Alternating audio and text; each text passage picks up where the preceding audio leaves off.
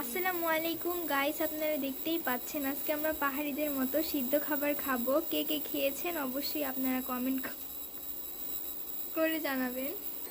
আমরা এখন সিদ্ধ খাবার সিদ্ধ খাবারের সাথে একটু মরিচ ভর্তা করব, এই কারণে এখন আমরা মরিচ দিয়ে দিলাম।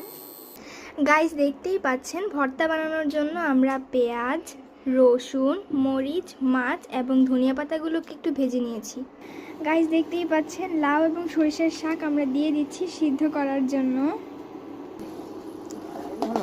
দেখতে পাচ্ছেন আমরা এখানে একে একে ফুলকপি, ব্রকলি, সিম সবকিছু দিয়ে দিচ্ছি সিদ্ধ করার জন্য। গাইস দেখতে পাচ্ছেন আমাদের সবকিছু প্রায় সিদ্ধ শেষের পথে। তো গাইস এটা হচ্ছে আমাদের সিদ্ধ খাবারের ফাইনাল লুক। এখন আমরা খাবো। আপনারা ভালো থাকবেন, সুস্থ থাকবেন এবং পারলে একটু সাবস্ক্রাইব করে দিবেন। এটা কি মরিচ ভর্তা? জি। ও আচ্ছা।